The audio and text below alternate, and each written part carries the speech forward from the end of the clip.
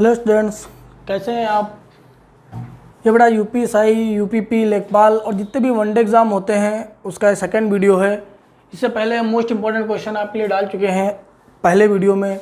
इस वीडियो में भी सिलेक्टेड आपसे क्वेश्चन लिए गए हैं बेटा, जो हाल ही में विभिन्न पेपरों में पूछे जा रहे हैं और पूछे जाने की उम्मीद है। इसी क्रम में अगर आप देखेंगे बेटा, पहला क्वेश्चन है तो ग्रांड ट्रक रोड। बेटा ग्रांड ट्रक रोड कई बार पेपर में पूछा गया, जिसको बोलते हैं जीटी रोड। जीटी रोड इसका निर्माण किसने कराया था? तो ग्रांड ट्रक या जीटी रोड का निर्माण बेटा शेरशाह सूरी ने कराया था। शेरशाह सूरी ने कराया था। बहुत इंपॉर्टेंट क्वेश्चन है। ये कहाँ से होकर गुजरता है ये मार्ग? तो अफगानिस्तान के काबुल से लेकर बांग्लादेश के टेकनाफ तक 24 किलोमीटर तक बेटा लंबा ये मार्ग है। अफगानिस्तान के काबुल से लेकर बांग्लादेश के टेकनाफ तक होकर जाता है। और पूछेंगे बेटा कि मौर्य काल में बेटा यह पथ क्या कहलाता था? तो मौर्य काल में यह पथ बेटा क्या कहलाता था? उत्तर पथ। मौर्य काल में इसे उत्तर पथ नाम से जाना जाता था। ये क्वेश्चन आप याद रखिएगा, अभी हाल ही में एनटीपीसी में पूछा जा रहा है ये क्वेश्चन। अगला अगर देखेंगे तो पहली पीढ़ी के बने कंप्यूटर का नाम क्या था? तो पहली पीढ़ी में जो कंप्यूटर बेटा बनाया गया था उसका नाम था एनियाक। एनियाक इसका फुल फॉर्म बेटा क्या है? Electronic numeric integrated and calculator. Electronic numeric integrated and calculator, ये एनियाक का बेटा फुल फॉर्म था, ये याद रखिएगा।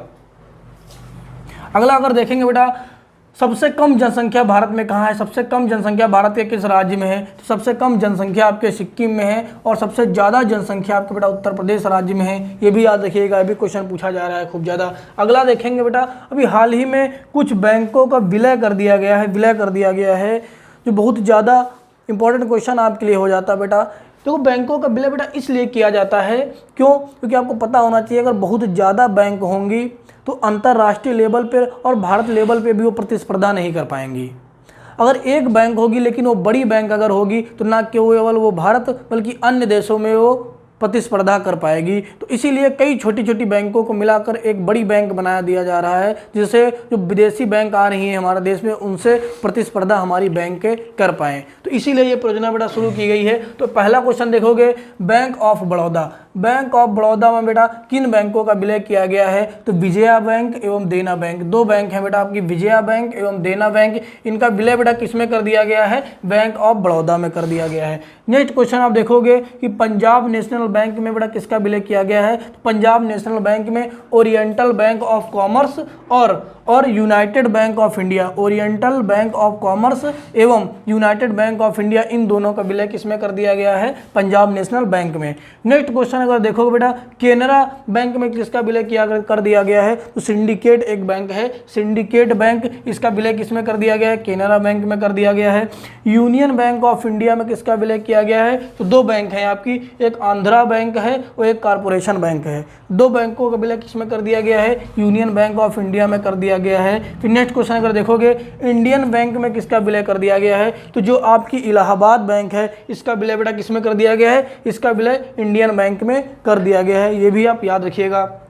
इसके बाद अगर देखेंगे, उल्का निर्मित भारत की एकमात्र झील कौन सी है जो उल्का पिंड से के गिरने से बनी है? तो उल्का पिंड से निर्मित भारत की एकमात्र झील है आपकी, जिसका नाम है बेटा लोनार झील। ये महाराष्ट्र में पाई जाती है लोनार झील। अभी हाल ही में ये झील आपके चर्चा में थी। इसका कलर बेटा गुलाबी कलर का हो गया था, तो विभिन्न सवालों के कारण इसका कलर गुलाबी कलर का हुआ था। ये कैसी झील है बेटा? ये उल्का निर्मित झील है। उल्का होता क्या है अगर आपको पता होना चाहिए बेटा, तो जो बेटा पृथ्वी है हमारी, पृथ्वी के वायुमंडल और हमारे सौरमंडल में बहुत सारे छोटे छोटे खगोलीय पिंड बेटा घूमा करते हैं। जब वो घूमते घूमते पृथ्वी के वायुमंडल में प्रवेश कर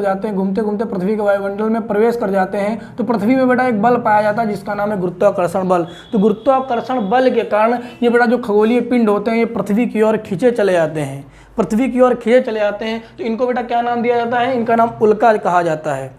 जब ये पृथ्वी के वायुमंडल में प्रवेश करते हैं तो इनकी गति इतनी ज़्यादा होती है और पृथ्वी के वायुमंडल में विभिन्न गैसें पाई जाती हैं, जिसके कारण इन पिंडों में आग लग जाती है और ये पिंड जलने लगते हैं। तब इनका नाम बेटा क्या हो जाता है? इनका नाम उल्काश्म हो जाता है। जब पिंड वायुमंडल में प्रवेश किया तो इसको उल्का कहते हैं। जब ये पिंड बेटा वायुमंडल में आकर विभिन्न गैसों से क्रिया कर घर्षण के कारण जलने लगता है तो इसका नाम बेटा क्या रख दिया था, उल्काश्म। और जलने के बाद यदि थोड़ा बहुत पिंड बचता है वो पृथ्वी की सतह से आकर टकरा जाता है तो बेटा उसी को आपका उल्का पिंड नाम दिया जाता है, उसी को आपका उल्का पिंड नाम दिया जाता है। ये पिंड बेटा इतने बड़े होते हैं कि अगर कहीं पृथ्वी पे गिरते हैं तो उस पूरे क्षेत्र में बहुत सारा गड्ढा कर देते हैं और उस पूरे क्षेत्र का विनाश कर देते हैं। फिर वर्षा ऋतु जब आपकी आती है या विभिन्न नदियाँ बाढ़ आई, उसका जब पानी इन गड्ढों में भर जाता है तो वही आपकी झील कहलाती है। तो इसीलिए बेटा इसीलिए भारत की जो एकमात्र उल्का निर्मित झील है जिसका नाम है लोनार झील, या महाराष्ट्र में पाई जाती है। कई बार ये क्वेश्चन आपका बेटा पूछा गया है।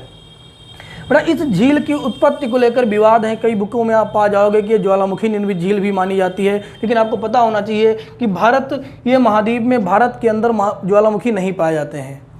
खासकर जो भारत में ज्वालामुखी पाए जाते हैं वो सिर्फ 2 ज्वालामुखी हैं। वो कहाँ पाए जाते हैं, अंडमान और निकोबार द्वीप समूह में पाए जाते हैं। एक का नाम है बेटा बैरन द्वीप, एक का नाम है आपका बैरन द्वीप। बैरन द्वीप का मतलब बेटा बढ़ता हुआ ज्वालामुखी, तो ये कैसा ज्वालामुखी होगा, ये सक्रिय ज्वालामुखी होगा। और दूसरा ज्वालामुखी जो पाया जाता है उसका नाम है नारकोंडम। नारकोंडम ये बेटा प्रसुप्त ज्वालामुखी है, सोता हुआ ज्वालामुखी, ये भी कहाँ पाया जाता है, ये आपका प्रसुप्त ज्वालामुखी है, प्रसुप्त। ये दोनों आपके कहाँ पाए जाते हैं, ये भारत के अंडमान और निकोबार में पाए जाते हैं, अंडमान और निकोबार द्वीप समूह में पाए जाते हैं। तो इतना आपको पता होना चाहिए इन दोनों ज्वालामुखी के बारे में। तो इसलिए जो उल्का निर्मित झील की जो अवधारणा है वो ज़्यादा सही है कि उल्का निर्मित झील है, याद रखिएगा। और अभी हाल ही में बेटा इस झील को रामसर सम्मेलन के तहत आर्द्रभूमि वेटलैंड में भी शामिल किया गया था। अब ये रामसर सम्मेलन या आर्द्रभूमियाँ क्या होती है बेटा, जो आर्द्रभूमियाँ या नम भूमियाँ होती हैं वहाँ पर जैव विविधता बहुत ज़्यादा पाई जाती है। जो नम भूमियाँ होती हैं वहाँ पे जीवों की बहुत ज़्यादा प्रजातियाँ पाई जाती हैं, पौधों की बहुत ज़्यादा प्रजातियाँ पाई जाती हैं, इसीलिए उसको आर्द्र भूमि या नम भूमि घोषित कर दिया जाता है। इतना याद रखिएगा।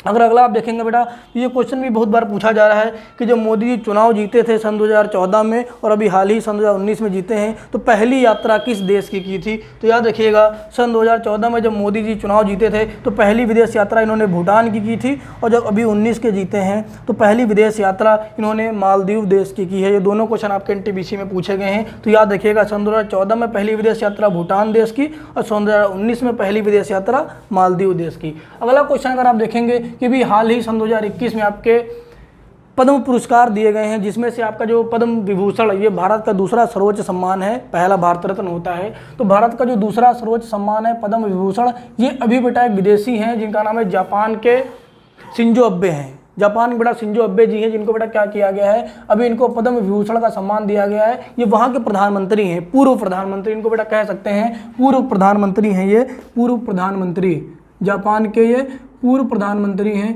जिनको भी हाल ही में क्या दिया गया है, पद्म विभूषण पुरस्कार दिया गया है। तो इतना आप याद रखिएगा, इंपॉर्टेंट क्वेश्चन है। अगला देखेंगे गोलमेज सम्मेलन से रिलेटेड क्वेश्चन है कि 3 गोलमेज सम्मेलन हुए थे, उसमें से जो द्वितीय गोलमेज सम्मेलन है वो इसलिए इंपॉर्टेंट है क्योंकि यह एकमात्र सम्मेलन है जिसमें गांधी जी शामिल हुए थे। तो पहला क्वेश्चन आपके लिए यही इंपॉर्टेंट हो जाता है कि गांधी जी किस गोलमेज सम्मेलन में शामिल हुए थे। तो द्वितीय गोलमेज सम्मेलन में शामिल हुए थे। ये हुआ कब से कब था, तो बेटा सितंबर 1931 से लेकर दिसंबर 1931 तक बेटा सम्मेलन हुआ था। कहाँ हुआ था बेटा, लंदन में, इंग्लैंड में, लंदन में सम्मेलन हुए थे। तो इसमें एक भी क्वेश्चन हो जाता है आपका कि गांधी जी के साथ इसमें एक कौन महिला शामिल हुई थी, कौन सी महिला इसमें शामिल हुई थी इस सम्मेलन में। तो इनका नाम सरोजिनी नायडू जी हैं। ये भी गांधी जी के साथ इस द्वितीय गोलमेज सम्मेलन में शामिल हुई थी। दोनों नाम याद रखिएगा, गांधी जी का भी और सरोजिनी नायडू जी का। वो एकमात्र सम्मेलन है जिसमें गांधी जी आपके शामिल हुए थे। इसी क्रम में अगर आप देखेंगे पहला गोलमेज सम्मेलन कब हुआ था, तो नवंबर 1930 से लेकर जनवरी 1931 तक चला था पहला गोलमेज सम्मेलन। जो तीसरा गोलमेज सम्मेलन था वो नवंबर 1932 से लेकर दिसंबर 1932 तक चला था। ये तीनों आप डेट याद रखिएगा, डेट ही पूछ लेता है ज़्यादातर। फिर अगर आप देखेंगे तो गांधी जी बेटा जब 9 जनवरी को भारत वापस लौट आए थे, तो इसीलिए प्रवासी भारतीय दिवस आपका मनाया जाता है। तो जब भारत में वापस लौट कर आए थे तो गांधी जी ने जो आंदोलन बेटा किया था, जो आप देख सकते हो कि गांधी जी जब बिहार के बेटा चंपारण में एक आंदोलन किया था। क्या आंदोलन का नाम था बेटा, एक नील की खेती की जाती थी, नील की खेती। ज़बरदस्ती अंग्रेज लोग भारतीय लोगों से नील की खेती करवाते थे और खाद्यान्न की फसलें उत्पादित न होने के कारण भारतीय लोग भूखे मर जाते थे। तो इसी के विरोध में गांधी जी ने बेटा एक आंदोलन चलाया था, नील की खेती के विरोध में गांधी जी ने आंदोलन चलाया था। ये भी पूछ सकता है कि किसके बुलाने पर गांधी जी ने आंदोलन चलाने गए थे चंपारण, तो पंडित राजकुमार शुक्ल, पूरा नाम है पंडित राजकुमार शुक्ल के बुलाने पर गांधी जी बिहार के चंपारण में नील की खेती के विरोध में बेटा आंदोलन करने गए थे। पूरा क्या बेटा पूछा जाता, क्या नियम क्या था नील की खेती उपजाने का, तो 3 कठिया पद्धति बेटा उपयोग की जाती थी। भूमि के 3/20 भाग में आपको नील की खेती करना अनिवार्य था। कब ये बेटा विरोध करने गए थे, तो 1917 में। 1917 में ये भी क्वेश्चन आप याद रखिएगा। HTTPS का बेटा फुल फॉर्म बहुत पूछा जाता है। HTTPS का फुल फॉर्म अगर देखोगे आप तो hyper text transfer protocol secure होता है, ये याद रखिएगा। फिर अगर देखोगे इनमें से भारत किसका सदस्य नहीं है, तो देखो बेटा आसियान का सदस्य भारत नहीं है, G7 एक ग्रुप है उसका सदस्य भारत नहीं है, और नाटो है। नाटो बेटा ये 3 संगठन ऐसे हैं जिनका भारत अभी तक सदस्य नहीं है, याद रखिएगा। और एक बात इसी के साथ ये भी आप याद रखिएगा, जो बेटा स्थायी सदन होते हैं संयुक्त राष्ट्र संघ के बेटा जो स्थायी देश बेटा जो सदस्य होते हैं जिनकी संख्या बेटा वर्तमान में है, उनमें आप भारत नहीं शामिल है। उन शक्तियों में भारत नहीं शामिल है। 5 सदस्य ऐसे हैं, 5 देश हैं जिनको बेटा स्थायी शक्तियां प्राप्त हैं, और 10 देश ऐसे होते हैं जिनको अस्थायी शक्तियां प्राप्त होती हैं। तो अस्थायी जो संयुक्त राष्ट्र संघ का बेटा अस्थायी शक्तियां जो होती है, अस्थायी देश होते हैं, उनमें बेटा आपका भारत सदस्य है, उसमें आपका भारत सदस्य है। लेकिन जो बेटा स्थायी शक्तियाँ होती हैं UN की, उसमें भारत आपका सदस्य नहीं है। तो ये भी याद रखिएगा, इतना इंपॉर्टेंट क्वेश्चन आपके लिए बच जाता है। अगला अगर आप देखेंगे, पूर्ण स्वराज की मांग कब की गई थी? पूर्ण स्वराज की मांग 1929 के लाहौर कांग्रेस अधिवेशन में की गई थी। इसकी अध्यक्षता किसने की थी? इसकी अध्यक्षता जवाहरलाल नेहरू ने की थी। इसी से रिलेटेड बेटा एक क्वेश्चन ये भी पूछ लेता है, हमने आपको बताया था, आप फिर से रिवीजन करा देते हैं कि 26 जनवरी 1950 को बेटा क्या हुआ था, हमारा संविधान लागू हुआ था, और हर वर्ष 26 जनवरी को गणतंत्र दिवस मनाते हैं। लेकिन बेटा अगर देखोगे इससे पहले तो इसी 1929 में बेटा ये पारित हुआ था, स्वराज की मांग, पूर्ण स्वराज की मांग की गई थी। तो इससे पहले 26 जनवरी को 1950 से पहले 26 जनवरी को बेटा क्या मनाया जाता था? पूर्ण स्वराज दिवस के तौर पर 26 जनवरी को मनाया जाता था। ये भी क्वेश्चन आपके NTPC में पूछा गया है, तो याद रखिएगा। अगर बेटा कुछ रोग आपसे जो पूछे जाते हैं कि मिनी माता रोग किससे होता है बेटा, तो मिनी माता रोग बेटा सर्वप्रथम जानो ये हुआ कब था, तो 1956 में बेटा ऐसा हुआ था कि फैक्ट्रियों से जो प्रदूषित जल आकर नदियों में मिलता था, खासकर पारा धातु बेटा, पारा एकमात्र ऐसी धातु है बेटा जो धातु होते हुए भी आपकी द्रव अवस्था में पाई जाती है, और इसकी विशेषता होती है कि ये तापमान बढ़ने पर ये धातु में प्रसार होता है, फैलती है, और जब पुनः तापमान कम हो जाता है तो पुनः इसका प्रसार रुक जाता है, अपनी वापस स्थिति प्राप्त कर लेती है। तो ऐसा हुआ था कि फैक्ट्री का प्रदूषित जल जाके नदी में मिल गया था। उस नदी के जल को बेटा जब मछलियों के अंदर गया, उन मछलियों को जब इंसानों ने खाया तो इंसानों के अंदर एक रोग फैल गया था। चूंकि ये सर्वप्रथम 1956 में जापान के मिनीमाता शहर में फैला था, इसीलिए इसको नाम दे दिया गया था मिनीमाता रोग। किस धातु से फैला था, ये सब बहुत बार पूछा जाता है, पारा धातु से फैला था। अगला क्वेश्चन अगर देखेंगे बेटा, इटाई रोग किससे फैलता है, तो इटाई रोग आपका कैडमियम धातु या तत्व होता है आपका, उससे फैलता है इटाई रोग। इतने क्वेश्चन आप याद रखिएगा। अगर नेक्स्ट क्वेश्चन 1-2 क्वेश्चन अगर यहीं पे अगर आप देख लेते हो इनके साथ में, जो बहुत ज़्यादा आपसे पूछे आते हैं क्वेश्चन, इसको बेटा मिटा के बता रहे हैं। अगर 1-2 क्वेश्चन बहुत ज़्यादा पूछे आते हैं, एक क्वेश्चन बेटा, गिद्ध की मृत्यु का कारण क्या है? गिद्ध की मृत्यु का कारण क्या है? लगातार देखोगे भारत में गिद्धों की मृत्यु हो रही है, और अब गिद्ध देखने को नहीं मिलते हैं। तो एक बड़ा औषधि होती थी, एक औषधि दवाई थी, एक दवाई का नाम है जो जानवरों को दी जाती थी, खासकर भैंसों को दी जाती थी। वो पीड़ा नाशक दवाई थी, उससे बुखार कम हो जाता था। नाम क्या था बेटा? डाइक्लोफिनॉक। इसका नाम था डाइक्लोफिनॉक। ये दवाई थी बेटा, पीड़ा नाशक दवाई थी, ये भैंसों को दी जाती थी। जब भैंस मर जाती थी तो मरने के बाद ये गिद्ध उनको खाते थे, और यही दवाई इन गिद्धों में चली जाती थी, जिससे गिद्धों की मृत्यु हो जाती थी। गिद्धों की जो मृत्यु का मेन कारण था ये डाइक्लोफिनॉक दवाई थी, इसीलिए बेटा इस दवाई को बंद कर दिया गया है। तो ये क्वेश्चन कई बार पूछा गया है, याद रखिएगा। नेक्स्ट क्वेश्चन अगर एक और आप देखना चाहोगे तो एक भोपाल गैस त्रासदी बेटा बहुत पूछता है आपसे, भोपाल गैस त्रासदी क्या थी? भोपाल गैस त्रासदी तो आपको बेटा पता होना चाहिए, मध्य प्रदेश, भारत के मध्य प्रदेश राज्य की राजधानी है भोपाल। तो भोपाल गैस त्रासदी बेटा क्या घटना थी, तो आपको पता होना चाहिए 2 दिसंबर की रात को, या 3 दिसंबर पूरा कह सकते हो, 2 से 3 दिसंबर 1984, 2 से 3 दिसंबर 1984, मेनली 2 दिसंबर की रात थी और 3 दिसंबर का दिन था, तो 3 दिसंबर ही डेट पूछता है। 3 दिसंबर 1984 को एक संयंत्र नाम था, एक संयंत्र जो बेटा कीटनाशक बनाता था, कीटनाशक जिसका नाम क्या था, यूनियन कार्बाइड। संयंत्र का नाम क्या था, यूनियन कार्बाइड। इस कार्बाइड में बेटा क्या हुआ था, ये संयंत्र फट गया था, यूनियन कार्बाइड संयंत्र का नाम था, और ये संयंत्र फट गया था, जिसमें एक विषैली गैस बेटा जिसका नाम था methyl isocyanide, methyl isocyanide, MIC बोलते हैं, MIC बोलते हैं, मिथाइल आइसोसाइनाइड बोलते हैं, पूरा नाम है बेटा मिथाइल आइसोसाइनाइड।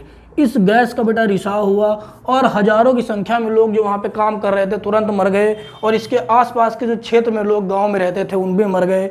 हजारों लोग की मृत्यु हुई और कई लोग बेटा अपंग हो गए, विभिन्न बीमारियों से ग्रसित हो गए। तो इसलिए भी क्वेश्चन आपसे पूछ लेता है। तो भोपाल गैस त्रासदी की ये गैस याद रखिएगा, MIC मिथाइल आइसोसाइनाइड। और बेटा संयंत्र का नाम क्या था, यूनियन कार्बाइड। कौन सा संयंत्र था बेटा, कीटनाशक बनाने वाला संयंत्र था। घटना कब हुई थी, 3 दिसंबर में, जो विकल्प में आएगा आपका 3 दिसंबर 1984 को ये घटना हुई थी। तो इतने क्वेश्चन बेटा आपको पता होना चाहिए। हम नेक्स्ट वीडियो में आपसे फिर मिलेंगे मोस्ट इंपॉर्टेंट क्वेश्चन को लेकर। थैंक यू बेटा।